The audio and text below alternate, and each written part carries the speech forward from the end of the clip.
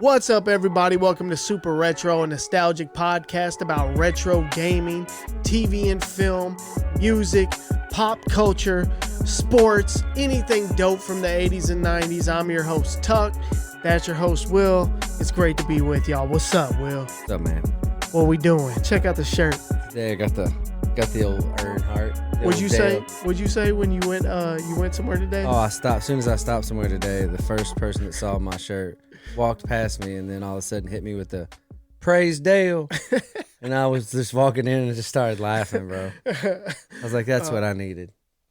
That's funny. What about the hat, though? I got the homage joint. Yep. The homage old school Buffalo joint. Hell yeah. That's awesome. And then just, it looks good. Jeans. You were a little unsure about it. Yeah. I like that a lot. I think it went with this little, Dale shirt. Yeah, I'm feeling that. I'm at NASCAR right now. Yeah, I love the pattern. Yeah. I love it. It's good. Yeah. And I got this shirt from ThriftCon. Yep. Same with me. My whole shit came from ThriftCon. Yeah, you got a whole ThriftCon outfit. That original, look, y'all, Michael Jordan. I saw this shirt, which I know we're going to release a YouTube video at some point with the whole ThriftCon experience. It's just a lot of work, but you're getting a sneak peek now. To me, it looks like a basketball card. Yeah, I love this shirt. The back is real dope too. It's got his stats on the back. You see it? No, look, that's what mine is. Oh, is it? Yeah, nutmeg. Hell yeah. Both I just saw it on her. Yep, that's the that was good company back then. Yep, that's funny. So I got that Michael Jordan. I got the Buick corduroy hat. That's a steal, man. My big goofy hat, but I love it. Yeah, that's a steal for cheap. Yeah. Oh yeah. Yeah. Wait till you see the prices we paid for all this stuff. It's ridiculous. But yeah, so that's a fun little thing to talk about our clothes. Yep. Tomorrow is from today, when you hear this podcast, if you're hearing it on the first day we released it, tomorrow is the actual presidential election. And I tell you that to tell you that this is an absolutely politic-free zone. Yeah. You will never, ever hear a word of politics on our show. We are taking you away from all of that bullshit. I was about to tell you, shut up. Yeah, weren't you?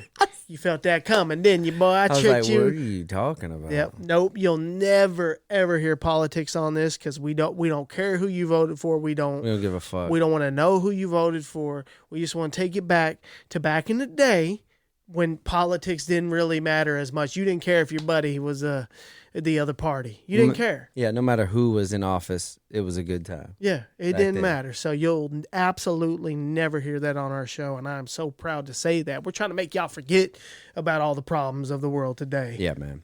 Some opening notes. We made like a Super Retro Heads channel on our Instagram page. We've been posting questions in there. We've been asking people's opinions on stuff about the show.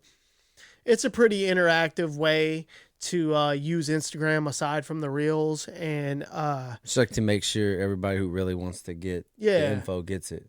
That's right. Yeah, because you could be following somebody on whatever and not see the stuff they post. Right. I feel like we need to use this more. Yeah, we don't use it near enough, but we've used it. Yeah, we've used it. I think we're just testing it out. We've asked some cool questions. I almost used it today. So yeah, go join that on Instagram, where as of today or yesterday, we hit 75,000 followers on Instagram.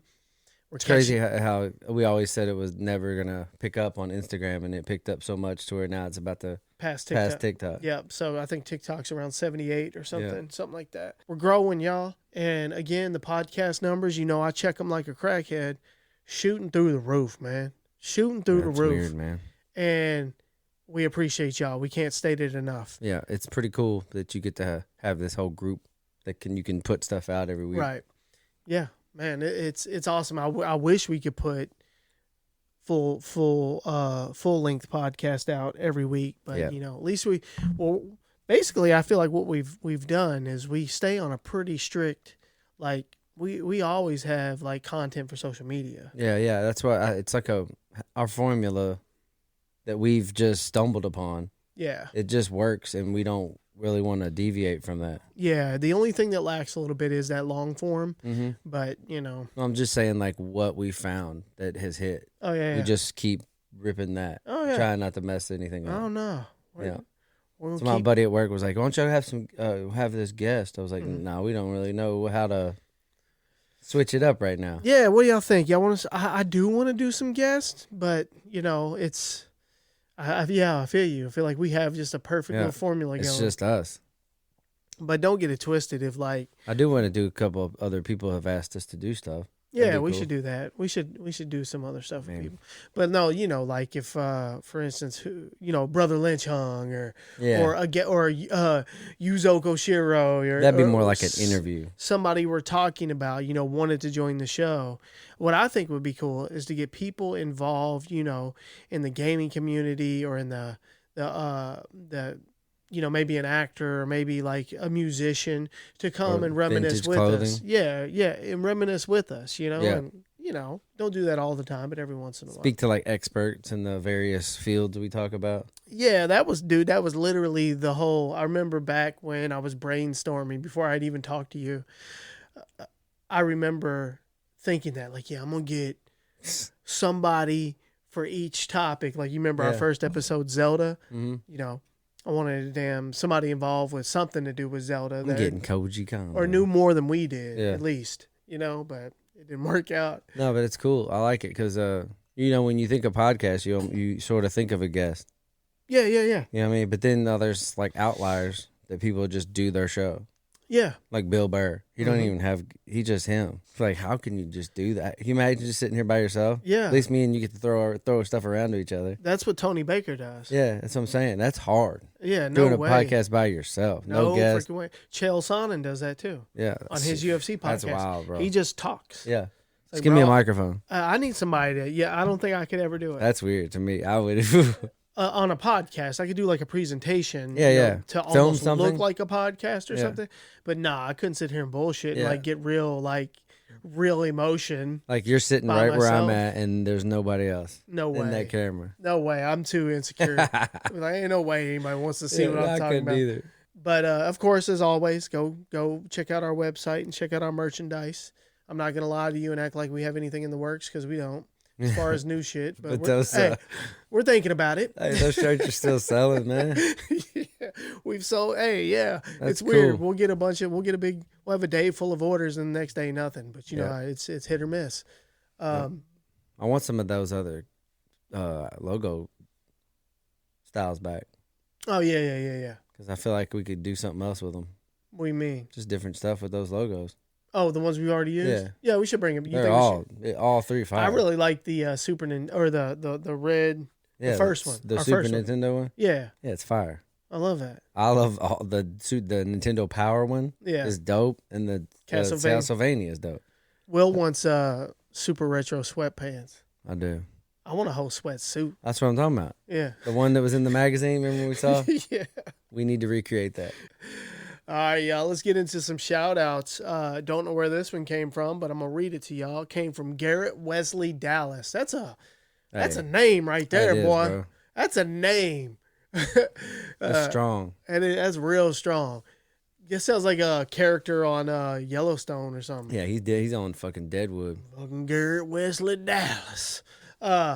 I've been sharing your page and Spotify with all my friends. Great show. Love the nostalgia. You described the feeling perfectly, especially with the NES games growing up. Man. Wanted to read this one because it was shorter. That hits me, though. That's exactly what we initially tried to do. That's right. I mean, that's perfect. So thank you, Garrett Wesley Dallas. This one comes from a Josh. This one's a little longer, but there's some cool shit in here.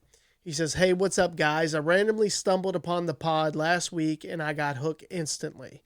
Great production, sound, and looks awesome. I appreciate that. And you guys are super entertaining. I'm a musician from Southern Ohio. Chillicothe? Sounds close. Did I say that right? To be exact. Chillicothe, to be exact. I'm 37. In the last few years, out of nowhere, I started obsessing over anything nostalgic based from my childhood: video games, movies, music, old shows, magazines, etc. Bro, if there's anybody that feels you, we absolutely feel you. It's like you just said our intro. Yeah. And I felt like I was going through a pre-midlife crisis or something. I guess you hit your mid-30s, your beard starts turning gray, and you get the urge to play Battletoads and shit. Happens to everyone. Anyway, I'm in a 90s inspired alt rock band called Red Temple Prey, and we play Louisville from time to time. When we roll through next, I'll guest list you guys if you want to come check the show out. Anyway, just wanted to drop a line and say that I truly think you guys are on fire right now. I'm a fan. So y'all keep putting out that heat and I'll keep watching. P.S. With the money I got for my 8th birthday, I bought Shaq Fu for some goddamn reason, and I haven't been trusted to make a decision since. He thought he was doing something. That's hilarious. And you know what? I responded to this. This was an email. That's awesome. And as I went and searched his band, Red Temple Pray, on Spotify, and I started listening to him, and I responded to his email while I was listening to him. And they were all right, man. Yeah, that's cool. They were all right. And when he says they're like a 90s inspired alternative rock band, that's exactly what I got. That's exactly cool. What I got. So, yeah, man, we're not going to make any promises coming out to it's see hard you for play. Us to do this. Will got 37 kids. I got 37 kids. It's hard. And just doing this podcast is damn near impossible. But, you know, you never know. If it's on a Saturday and, you know, we got a sitter or something, you know, I might pop out. Because I really appreciate you sending this email and the way that you approached with that. Because, you know, I used to do this same shit with my band. I would just, you know, drop my band in there and hopefully somebody would check it out. And that was always the best way to do it, you know? So keep doing that shit. That's cool, man. Yeah, thanks, Josh. That's awesome, though. And sorry about Shaq Fu, man. Dickies, y'all. Y'all remember Dickies back in the day? Sure do. Bro, I used to go to Walmart because I didn't know where else to get them. They had a little bitty-ass Dickies section. And I would get me some shorts that, first of all, were huge. Way too long. Way too long. Never, ever quite looked right on me. And I knew it. But I was just like, you know what? I'm going to rock with it. Oh, we both did. This is how I'm rolling. I'm going to trust the process. Yeah. They look good on everybody else. Little side pocket. So they look good on me. And I have the little, at the time, now I have skinny ankles, but as like a 14-year-old. They were skinnier. Bro, they were toothpicks. For real. I was like walking around on straws. My legs were too thick. So it was like, you know what I mean? It looked too, I was constricting Dickie shorts, bro. This motherfucker had some umpire shorts on. No, I had this. They were big, but my legs were just too big. That's what I'm saying. Yeah, I couldn't run or something. Like if I start running, you're like, oh, this ain't good. Oh shit. Yeah. So yeah, I remember Dickies, man. And then the shirt, you would get the button-up shirt to match. Bro. And what's comedy is this is work clothing. We not doing a damn thing. No, those shirts felt like cardboard. You get a wife beater underneath. Yeah. You know what I'm saying? Or underneath your button-up. Bro, Dickies had everybody. You get your Dickies, and then if you were real special or real fancy, you get the Dickies hat with the horseshoe on it. I never did. I don't think I ever went farther than the shorts. Oh, you never got the shirt? I don't think so. Oh, okay, I for sure did. I walked in that bitch looking like Dickied out. Like I worked for somebody. You like worked for Dickie? I worked for Dickie, or like I worked on buses. I don't know. I look like a mechanic is what I'm saying. For sure. Or something. Dickies, man. Dickies. They defined my high school experience. Yeah, bro. It was definitely high school. And I'll never forget them. Bunch of skaters I've seen. Skaters wear them. Everybody. It was a big hip-hop shit. Yeah, it was a lot of different ranges of people wore Dickies. Yeah, it was just like universally accepted. Yeah. So yeah, y'all Dickies. Y'all remember Dickies. Now, I don't know if this is real. Fact check this shit. I did fact check it, and Ted Danson was 35 during the filming of season 1. I did. I just don't think those pictures. I did check it. Now, I don't know how many seasons Cheers had. This is like season 8. But that picture. That's what I'm saying. There's no way, bro. I'm not going to trust the internet just because somebody put season 1 at the bottom of it. But we are. We're trusting them. But for this, we're going for it, bro. If this motherfucker right here in the middle, 35, what's his name back here? Ted Danson. No. Cliff? Cliff. Dude on the right's Norm, and dude in the back is Cliff, right? Yeah. If that motherfucker's 35, bro, I'm. You know, the girl looks straight, but not the old lady. Listen. She does not look 34. Lady in the front, looks 33. I buy that because people from back in the day looked a little older at the same age. I think I could almost go with Norm. Oh, lady on the right, the red polka dot. No way, she's 34. Red polka dot.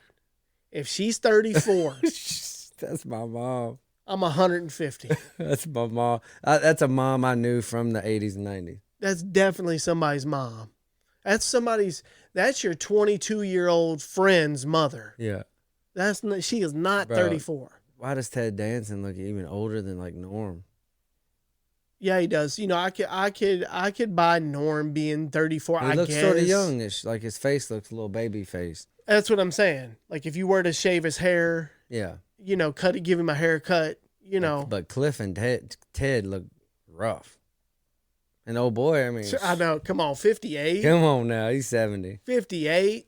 That man is 73 years old. Get out of here with the 58.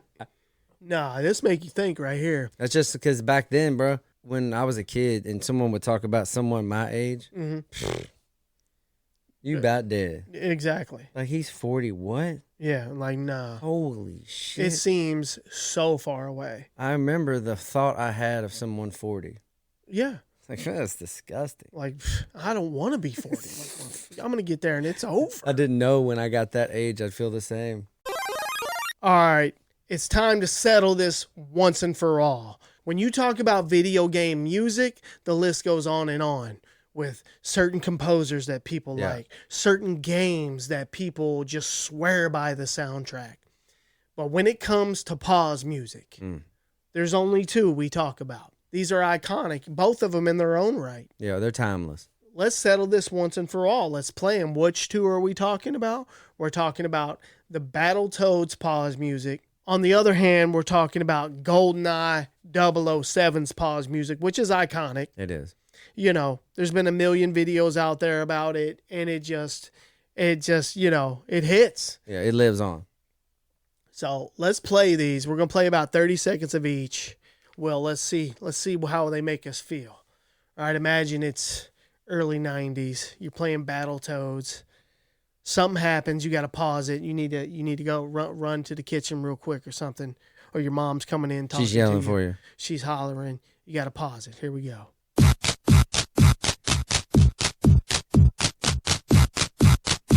Now. That's so different. It doesn't hit the way I used to remember it hitting, but I can tell you right now, the sounds are good. Yeah, it's an addictive little... Yeah, it's a loop. Yeah, it's an addictive little loop. That's what it sort of gets you in the groove. Yeah, like it isn't as complex as like GoldenEye 007. Right, so nostalgic though. But it's that same little, it'll get you in a little vibe. Mm-hmm. Yeah, it kind of hooks you in there. And then you sitting there hyping yourself up, and then you hit unpause real quick. Yeah. When you're in it. Yeah. Very dope. Now, let's play what oftentimes is referred to as the best pause music of all time. I don't think it's any doubt. You don't think there's any doubt? I'd like to see what people... We're going to put a poll on this video, and y'all can vote. I'm sure there's some cool ones, but this, goddamn. I don't know how you beat this, man. I don't know how you beat this. It's like 1996, 97, something like it had no business being that good.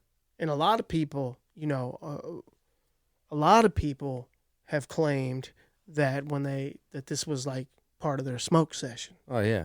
When you hit pause, and for some odd reason, it gives me that feeling too. Think about it, one of them first ever like shooter games. Just the first time you could actually play a shooter with your buddies. Right. Like thinking that's all this gaming is now today. And a lot of times it was you were a teenager.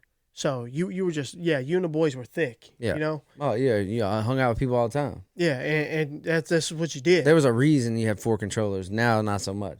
Yeah, exactly. Know and you guys would just, play this game, and then you be in a spot where it's time to pause the game. Yeah. We gotta chill for a second. I gotta run over here. You pause the game, shit would immediately start banging. I mean, just... That first little boom. And then remember the vibes. The xylophone. That's so crazy, bro. Man, I love that shit. There's no way. He was just in that hi-hat.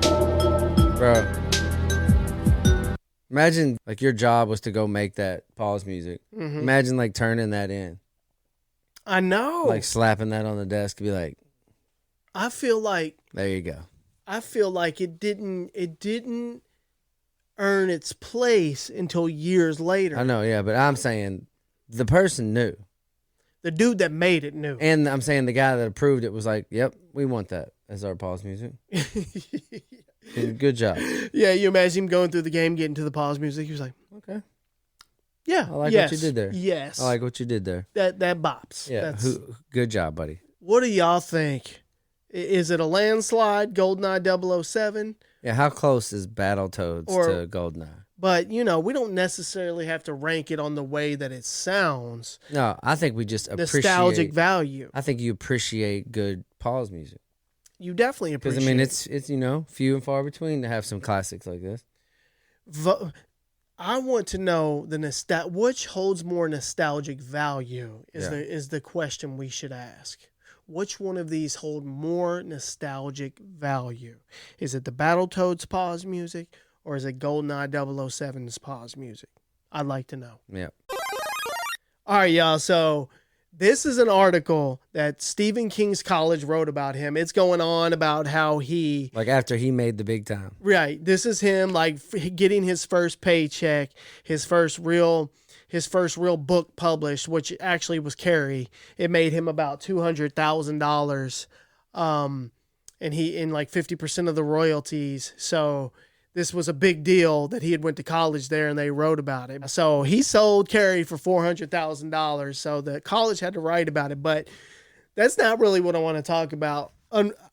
Look at this picture. Bro. Look at this picture. That picture is like what if you had like that's the definition of acid. No doubt. Look, now I'm not. I mean, obviously we're talking about his appearance, but I want to talk about it in a positive way. There's no way he wouldn't talk about it.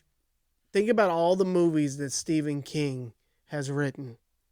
If he didn't look like this, I don't want to see him. Yeah, bro. You know what I'm saying? Every book that you know of Stephen King, that's who you think wrote it. This is who I need writing it. Yeah. That person right there. Yeah.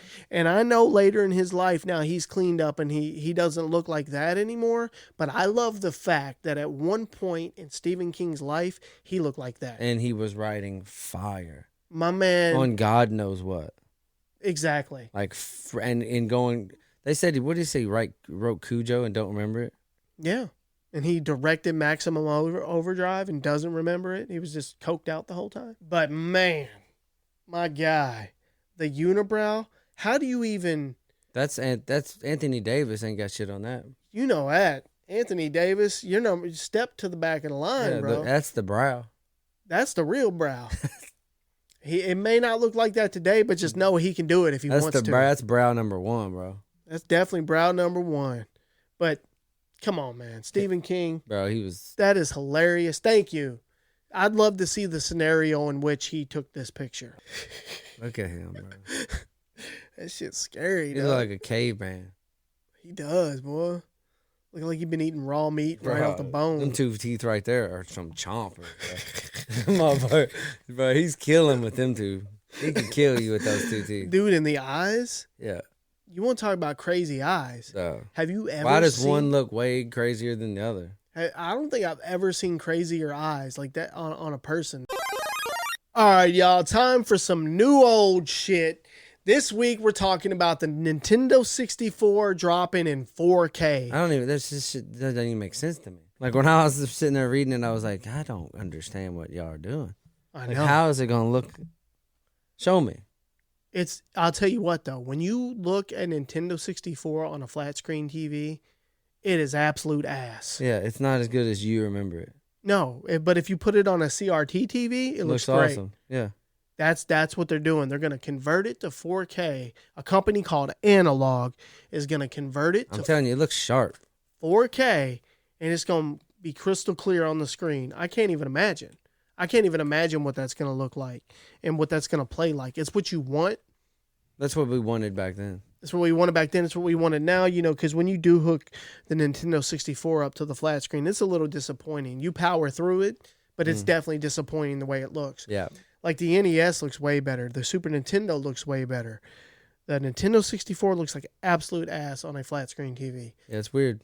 But I think there's definitely a market for this, especially right now. I want one. Yeah, I mean, of course we do. For sure. It's dropping in white or black. It can upscale classic games to 4K and includes multiple display modes to mimic the look and feel of a CRT TV. That's fire. So that's pretty damn cool. And get this, y'all. Here's the best part about this. It's 100% compatible with the whole Nintendo 64 library. That's so dope. It just takes the cartridges, that you have, and you just pop it right in. It looks like a smaller, sleeker version of the Nintendo 64. Yeah, it looks real sharp. But I'm very, very interested in that. So it's going to drop in 2025 for $249. And you can actually pre-order it right now. It was supposed to be available, but they had to push it back because you know how that shit goes. Bro, think about that. But you can pre-order this now. We're in a world where we're so retro and so vintage like stuff. It's so cool that they're bringing shit back and branding it. I think it's real dope. $250. I think it's going to sell out. It's going to be real dope. Yeah. How cool of a world. Yeah, it shows you where this whole community and this whole movement and this whole culture is going. Yeah. It's bring us our childhood back in 4K. Right. And we'll pay $250. Because you can go out and play. What's the game that just came out? Call of Duty or something? Or? Yeah, I mean Black Ops. Black Ops. You can play You can play. You can play games like that, or this is. You can play both. Yeah. Those people who play Black Ops are going to get this too.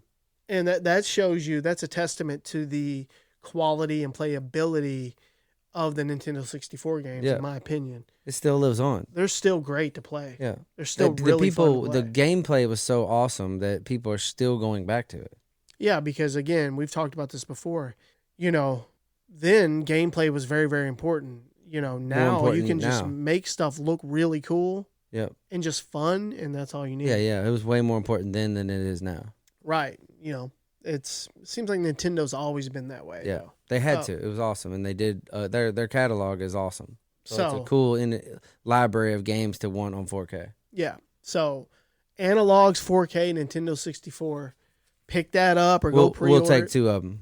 We're definitely going to pick up a couple of them. We'll take two. We might have to get three, Will. One for you, one for me. One in the box. And one in that box. You know how it goes. Let's talk about some grade school nostalgia from the 80s and 90s. Man, that shit is the stuff you never forget. No, it's embedded in who you are as a person. It really is, man. So let's get right into it, y'all. We got a lot to get into. Sports pencils. When this came out, I told somebody, I was like, you were collecting teams you didn't even care about. Nah, dude, when you see the Cowboys one? Yeah. You get your hand on that Cowboys one. Or you get the Eagles. You're like, holy shit. Yeah, the Eagles is the jam. The Eagles is definitely the jam. But I remember I bet the Bears was fire back then too, bro. I remember we used to play pencil break for these. Oh, yeah. These were on the line. These were currency. These are the ones you couldn't bear to break. Nah, you would just hold this one like it was, this is my main pencil. Yeah, you got to get through all of these to get to this pencil. Like I'm using this in school. Like, this is my go-to. Yeah. That's something I haven't thought about until right now. What? How when you were in school, you had a go-to pencil. Oh, for sure. Like, this is my favorite. Yeah. Like, absolutely. And when it would fucking break or something, or it'd be gone, you'd be like, damn. Yeah. It's like starting over. Straight up. But I remember getting that Cowboys joint and was like, yeah, boy, I'm doing something. Because I don't think I ever got the pack together. Yeah, the Cowboys is fire. I think I just acquired these somehow. I don't know how they even sold these, but these are dope, and I wish they would bring them back. The Los Angeles Rams is whack, though. But you're right, man. That Eagles. It's fire. Oh, my God. That Eagles is fire. I want that right now. I want all of them. The Saints is fire, too. Look at that. I saw a picture just like this with the Bills on it. It was pretty awesome. Did you? Yeah, it was pretty awesome. But that, man, that hits. If you're in school in the 80s and 90s, that's where it was. Scratch and sniff stickers. Bro, this was like the futuristic technology. I love this shit. Yeah, me too. I love this shit. I can smell the grape one. 100% right now. Grape, I can just smell it by looking at it. I can smell all of these. And I don't even know where we got these. Me neither. I guess the principal would come through and just pop them on you or something. Bro, what marketing? Like, you gave this to the only people who really was gonna love it. This had to come with something that everybody knows this right here. Yeah. Do you remember this? I've had the grape on something on my notebook. That's what I'm saying. For no reason. Like, were these like teacher specials or something? Yeah. You'd just be smelling it periodically through the day. And then it would like lose smell. Yeah, you'd be like, damn, it's going away. It would fade. So you'd scratch it to try to get the smell to pop. Yeah. What the fuck are we doing?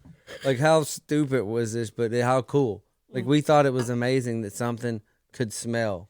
And what's fucked up, there's no telling how they got these things to actually smell that way. Yeah, what'd they do? In the 80s. Like, what are they putting on this What shit? chemical did I sniff like this? What did I sniff directly into my nostrils, my sinuses, and into my lungs? The pizza one could not have been good. That's what I'm saying. That's what I'm saying.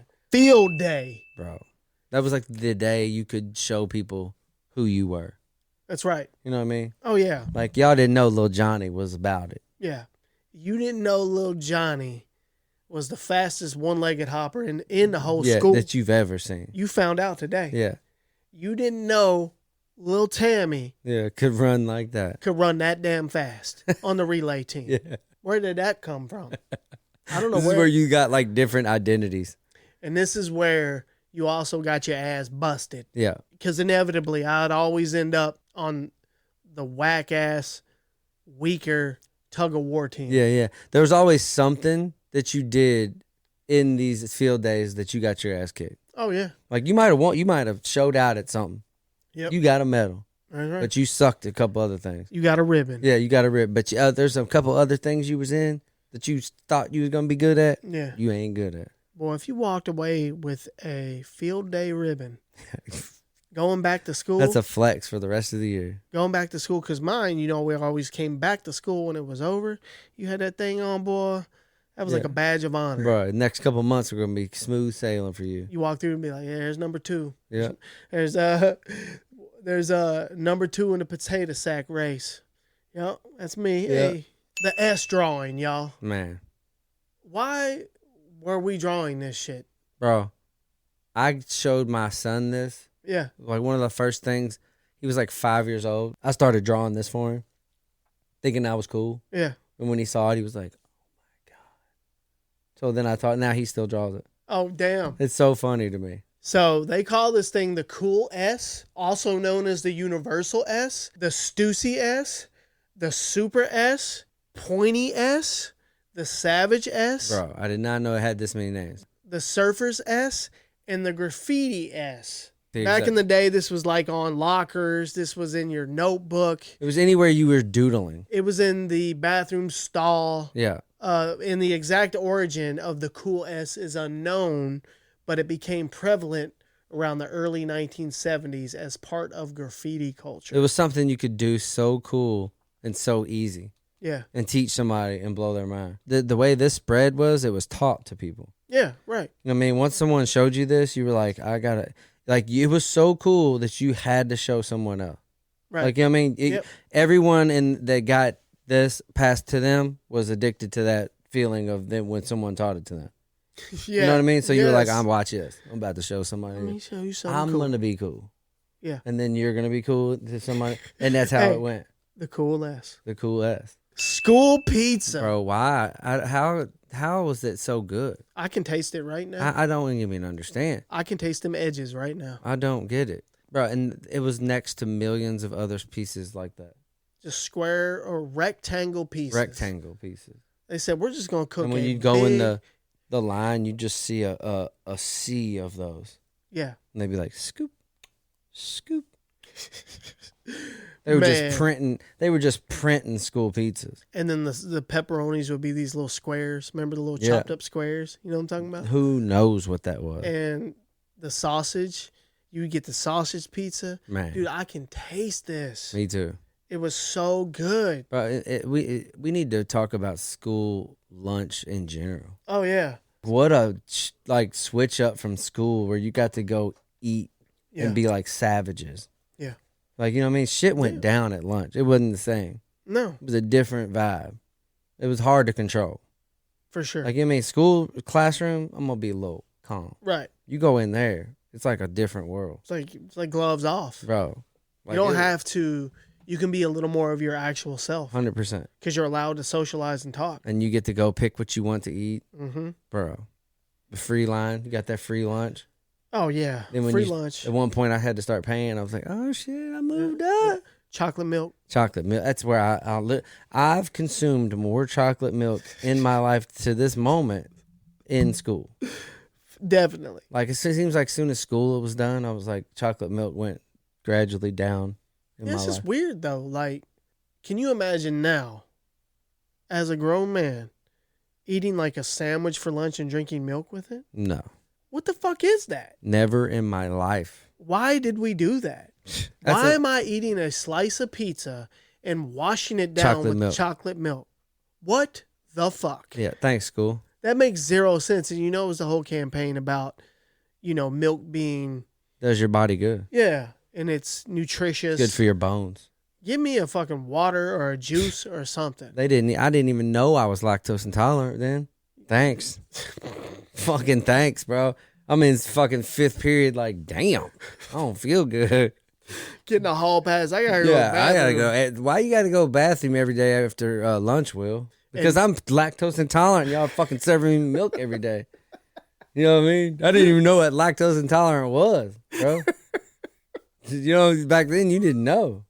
Straight up. Like, this milk got me weak. You just thought that was part of... That was part of drinking milk. That's who you were. Yeah. I guess you didn't even know it was the milk. No, yeah, you're right. I just was like... You're like... I must have been the pizza. Yeah, Why would it have been the milk? They told me it was good. Yeah, it's definitely not the milk. Bro, my life got drastically better after I quit drinking milk. But yeah, milk and fucking pizza, bro. It's disgusting. Who? We should do it. We should eat pizza and drink chocolate milk. Pizza and drink chocolate. Bro, I will tear that bathroom up over there. Fucking get out of here. Oh my god. But no, we need to turn back to we need to do another video on this.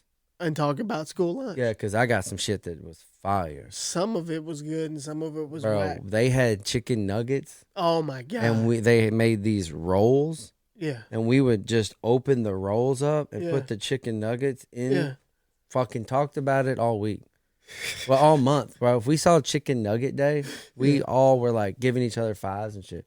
Like, bro, we about to make chicken nugget sandwiches down there tonight.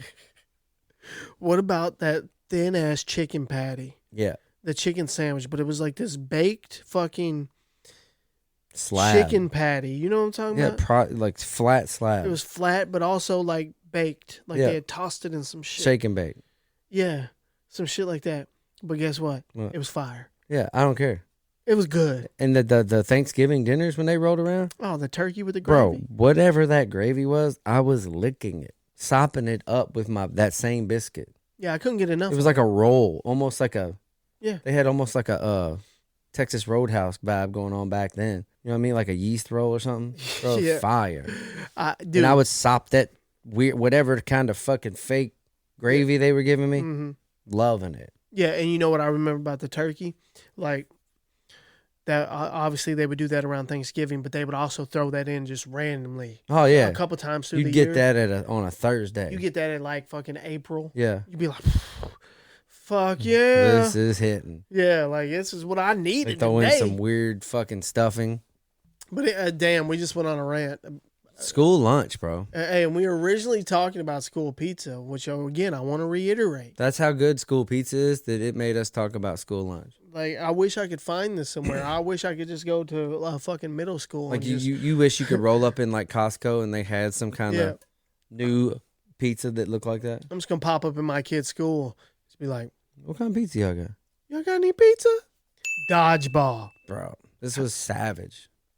This right here separated the men from the boys quick. Yeah.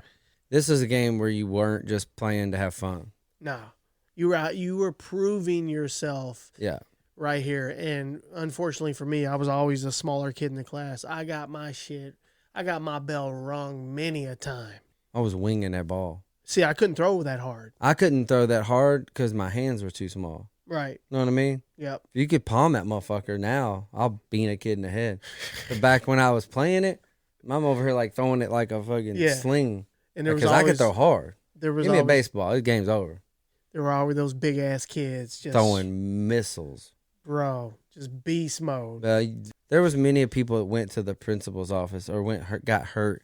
Oh yeah. They went to the nurse Yeah. because they got pegged at dodgeball. Oh yeah. Think Hit about their head that. on the wall or some shit. Banged them. Face was red as shit. Yeah. What happened? He got hit with a dodgeball.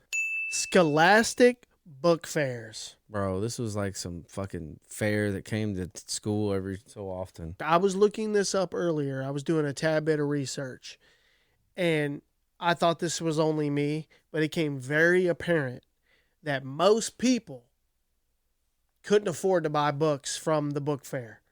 Most people. I was reading like hundreds of comments on this Reddit thread, and if you didn't know ahead of time, it would just show up. You would fail to take the flyer home. Your parents wouldn't know. You would just go walk around and look. Yeah, and leave with nothing. And leave with nothing. Just look at all. Just imagine what it would be like to buy some of these books. You know, I did end up grabbing a few things from time to time. You'd leave with a bookmark. 100%. You get a bookmark. Like, this is all I You get a got. Lamborghini poster for $1. How poor I am. Yeah, but What'd you get, Will? I got a bookmark. what'd you get? I got I got a Nintendo book. Yeah. Oh yeah.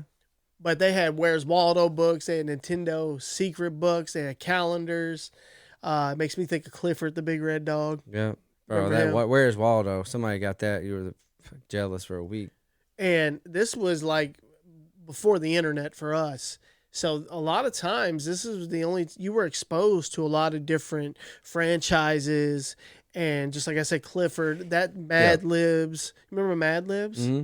Like, you were exposed to this stuff. This is the only time you got exposed to it. You remember too? You are like rushed. You only had a certain amount of a window small window to go in there and pick what you wanted. Yep. Because there's another class coming behind. Yep. You got like 10 minutes. Yeah, you're or like, something. shit. Yeah. The pressure's on. It's like what we talked about at the store. Like, what do I spend this 80 cents on? Exactly. Do I get a bookmark and this eraser? That's right. Or these new pencils or a book? Yeah. Like, you had to be crazy go in there and buy a couple books. No shit. I mean, that's why they would send the flyer home with you, and you'd look at it, you'd circle everything that you want, but sure enough. Or you'd miss it one year and you'd be like, Mom, next year I got to be ready. Yep. And you'd think about it a lot. For sure. You'd think about it a lot to go in there and buy a bookmark. You got pumped when you got to go get a Lamborghini poster at the Scholastic Book Fair. School supply store. That store, that was the plug. It was like Walmart in this little room where where it's the half a door where the top's open and it's like a closet, and the other one can open up too. They're in like the smallest room ever. Yeah, and they're back there just slanging. I'd have my mom write me a note and tell her I was sick, and they would give me Luden's cough drops. And it was like candy, bro. You eat the whole pack before the end of the school. Not even sick. It was, and my mom would do it. What a cool mom. I was in there just down in Luden's, like, because then you could do it at school. So I'm over in class, like, eating candy. Everybody's like, fuck. I want a Luden's right now. Yeah, they're fire. I'd eat one right now. Trapper Keepers. Come on now. They couldn't have been cooler. You can't talk about grade school nostalgia. Whatever design that is right there. Yeah. Good Lord. You can't talk about grade school nostalgia without talking about Trapper Keepers. This was just part of who you were. Look on the right, Will. On the bottom left of that picture on the right, the perforated white piece there. That hits me there. Don't even know why they did that, but it was cool. It was killer. It made it cool. Yeah. And that design on the left, bro. Wow. Yeah. And the way they used the whole flap was genius, bro. The flap, and on the flap they would put like mathematical stuff. Yeah. Like a math table. They used their space well in a Trapper Keeper. Yeah, so your Trapper Keeper was a direct reflection of who you were. This is more high school. It probably crossed over into. But it went deep into 8th and 7th. You guys know what I'm talking about. The little paper football. Dude, that shit. The little paper football. Y'all know what I'm doing right there. That was next level fun. It was. And then you would set it right here on the edge of your desk. You would hit it, and that was the kickoff. Yep. And then you would get, I don't remember how many. I think you had 4. 4, just like 4 downs. Yeah. No, you had 3. Yeah. And then you had to kick a field goal. Yeah. 1, 2, 3, and then if you You didn't get it to the end of that edge off the table. It had to hang off the edge. Yep. For it to not be a touchdown. Yeah. If you didn't get that by your third hit, then you could try to kick a field goal for 3 points. And the field goals were awesome. Bro, you can you would hold it up for them. I mean, they're flicking it right at your fucking face. Just like that. And you can remember certain times where you hit a banger. And you were like, bro, everyone would see it. Yeah. Like, dude, Will killed that today. You know, people talk about it. Like, that game had no business being that fun. No shit. We were not doing school shit. Nah. We were in there playing football on a table. On a desk. It was a whole process, too. It was, dude. And you would, like, for real, people would, like, draw on their footballs. You'd make your footballs all day in school. Yeah. You'd get that piece of paper and be like, okay. Yep. And you would design them. You would customize the footballs. I remember flicking it so hard it hurt your finger. Yep. Get them real thick and solid. Yep. Oh, my God. Because there were different consistencies. Yeah, it's how far your football would go. The paper of how football. good you made it. Yeah. What a weird game. So there it is, y'all. Grade school nostalgia from the 80s and 90s. What if I told you that the iconic musician Prince may have been one of the first people to ever play Oregon Trail? That's crazy. In the fall of 1971, the computer game was created for student-teacher Don Raywich's 8th grade history class at Bryant Junior High School in Minneapolis. Interestingly enough, in the fall of 1971, Prince was an 8th grader at Bryant Junior High in Minneapolis, the same exact school and grade that this was created for. You have to just assume that Prince definitely played the earliest versions of Oregon Trail. For sure, because they were testing it on the kids. They weren't even testing it. They were just teaching history through it. Yeah, they were trying to see if this would be a good process to learn. Like, does this technology work for education? Yeah, for sure. And then, it birthed. It was a banger. Every kid, there was a line waiting to play it. Loved it. And then not only that, the faculty wanted to play it. So, like, you could tell video games were going to blow. This might be the first video game I ever played. Same. And because I was at school. You remember computer games, dude? This was like the introduction for me to computer games. There were some epic computer games. Like, I would get so excited when we would go to the computer class.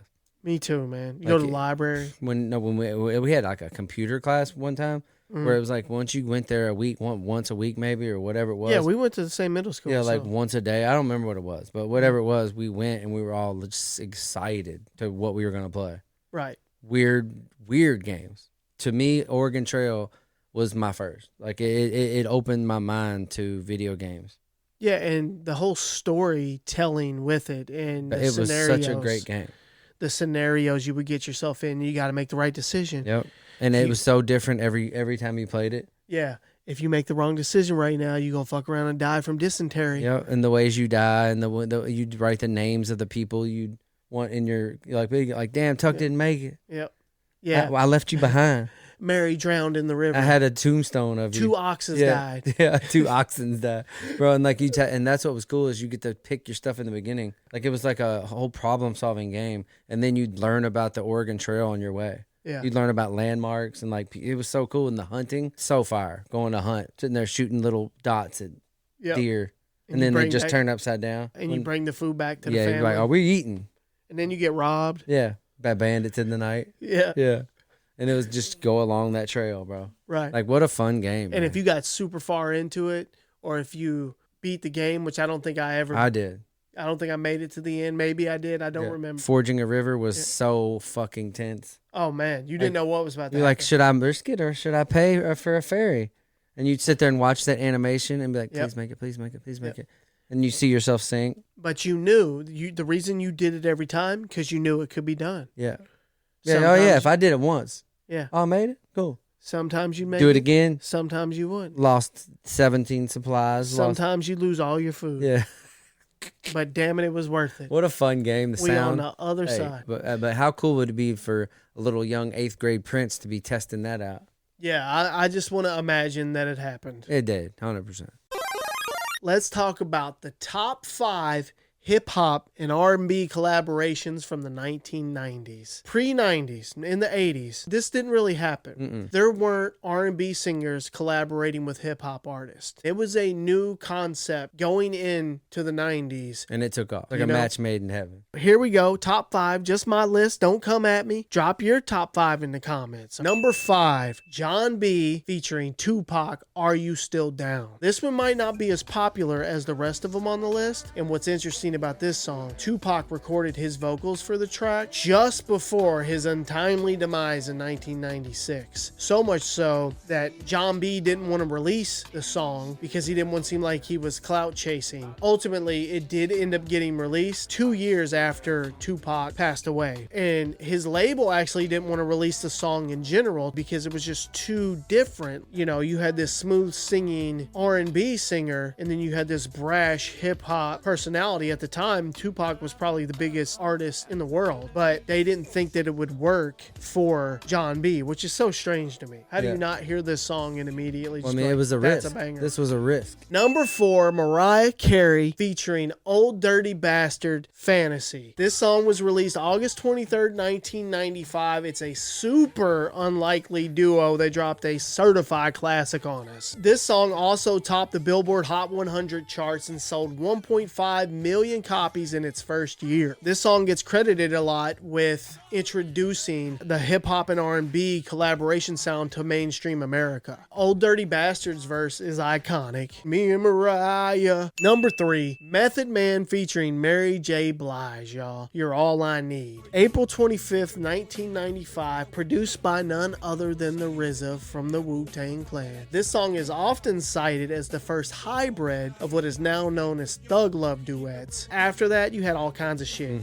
Ja Rule and Ashanti and all those songs. Nelly and all that stuff. It won a well-deserved Grammy in 1996. Reached number 3 on the Billboard Hot 100, and it did reach number 1 on both the hip-hop and R&B charts. Method Man is the truth, y'all, and I'm glad this song exists. Mary J. Blige kills it with her huge vocals. Method Man, he doesn't get mentioned atop the best to ever do it as much as he should, but he's definitely an amazing artist, and he's still really fucking good. Number 2, Warren G featuring Nate Dogg, Regulators. Released April 23rd of 1994 on the Above the Rim soundtrack and later on his debut album. It's one of the most re-listenable songs that we have from the 90s. It has aged incredibly well. It's almost gotten better with time. For sure. If that's possible. Warren G actually produced this song, and I read this earlier that Warren bought a stack of vinyl records for $250 from a poor man he felt bad for outside of a Roscoe's Chicken and Waffles in Hollywood. Among them was Michael McDonald's I Keep Forgetting, a song he recalled from his stepmother and father's gatherings in North Long Beach. Warren decided to sample a 4-bar loop from the track for Regulate. What if he didn't get those records? This song wouldn't exist. It's cool when shit like that happens. And the fact that he watched Young Guns, the fact that he's watching that movie and then he's like, you know what, that was sick. Rewind that. Regulator. And I was also watching Warren G. He said that ironically, him and his crew would say Regulate before they saw that in the movie. Yeah, and they probably just was like, that's us. And during a period of financial uncertainty, this song actually saved Def Jam because it was the biggest song of that year in that space. Oh, and the album, Warren G's album, blew up as well and kind of got Def Jam back on their feet. Number 1, Nas featuring Lauryn Hill, If I Ruled the World. It was released as the lead single from Nas' second studio album. It was written on June 4th, 1996. This one right here, though, is less commercially accepted than any other one on the list. It only reached number 53 on the Hot 100, which is absolutely absurd, and the song wasn't actually certified platinum until June of 2021, which is shocking to me. How dare you? Because I feel like it's just understood. Like when I say this, I bet this is a lot of other people's was #1. Man, this was so good. And as soon as this track played, it felt so big. Like, in what they were saying, like, it was such a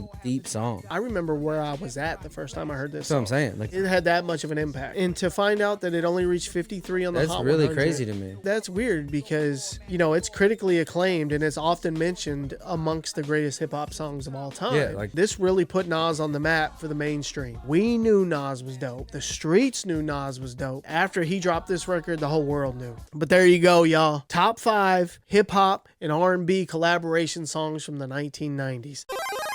All right, y'all. That's the show. Thank y'all for rocking with us as always. Man. We had some cool topics. Yeah, man, that was a dose for me. That was a dose of nostalgia for me. Yeah. I can't wait to get in, start editing this. You know, it's really cool that we use one of the listeners. If you go back and listen to, I think it's episode 31, I believe it might be. He, in his email he sent to us, he recommends he asked us what was our favorite hip hop and R&B collaboration. So good topic, dude. We just used his topic. Yeah. So send us topics, man. Yeah, we're listening. You know, if it strikes a chord with us, we'll put it in the notes, and next thing you know, we'll be cutting a bit on it. Yep. So that's our favorite thing about this is the people that reach out to us. Right. Literally, like, I mean, Easily. every week, me and Tuck just sit and talk about or like post each other pictures of people's comments and stuff people say and emails we get in the Gmail. Yeah, you best believe if you say some like, you know, heartfelt shit or just anything positive about us, 9 times out of 10 we're screenshotting that bitch and sending it to each other. Yeah. We appreciate that. And then writing you back.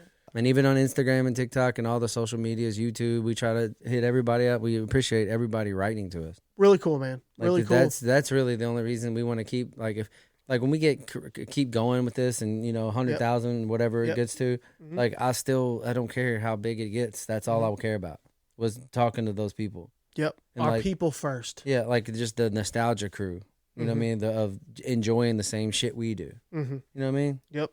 Like, and being collectors. Mm-hmm. Like, I love the people that have started collecting because of the stuff we talk about. We've inspired people to collect. Like, to me, that's all we started collecting. That's got to be one of my favorite parts as well. Our shit got so out of hand, we were like, well, let's talk about it. Yeah. Just so happens to be fun. Mm-hmm. You know what I mean? People actually resonate with watching us talk about collecting. Crazy. Who knew? Crazy. And, hey, let's see some of them retro pieces, some of those retro clothing pieces. Yeah, and I love the collection pictures, too. Yeah. Again, follow us on the socials. If you want to support the show, go like, subscribe, whatever it is you can do. Leave a rating, leave a review on Spotify. And you can now do comments on Spotify, by the way, on each episode. And Apple Podcasts, rate, all that stuff. It helps. All right, y'all? It helps. Still about to throw a lot of stuff up on YouTube. Yeah, it's coming. It's coming. YouTube's coming. I mean, should we tell them, like what's happening? What? Like, YouTube got accepted for 3-minute shorts, and we're about to upload all kinds of stuff. Yeah. So the main reason we don't do a ton of posting on YouTube, as far as the shorts, is because if you notice, our videos are normally that we post on our socials are around 1.5 minutes. Yeah, the under a minute thing doesn't work with the way we like to. Put stuff out. It's also editing time. Like, I can't edit everything down to 1 minute. Because, like, sometimes we'll have a longer TikTok video because you can upload long ones on TikTok. Mm-hmm. And then I'll have to edit that down to fit on the Instagram for 1:30. Yeah, I think what makes us work isn't under 1 minute. No, it's not. It's not. No one wants to hear that. Yeah, so I think once they allow that, I think the content on YouTube is going to grow. So keep checking back. Yeah. We're editing a crazy ThriftCon video right now to throw up there. So the YouTube channel is going to start. Man, I hate to do this, but my back is on fire, bro. That's how old I am. I got to cut this thing off. I'm serious, Will. I'm over here struggling. These chairs burning? Suck. It's burning. It's burning. I'm over here twitching like a crackhead. You feel burned back there, bro. Bro, I'm telling you, it's over. So, hey, we love y'all. Man, thank you. SuperRetroPod@gmail.com. Hit us up, y'all. Peace. Yep, keep it retro.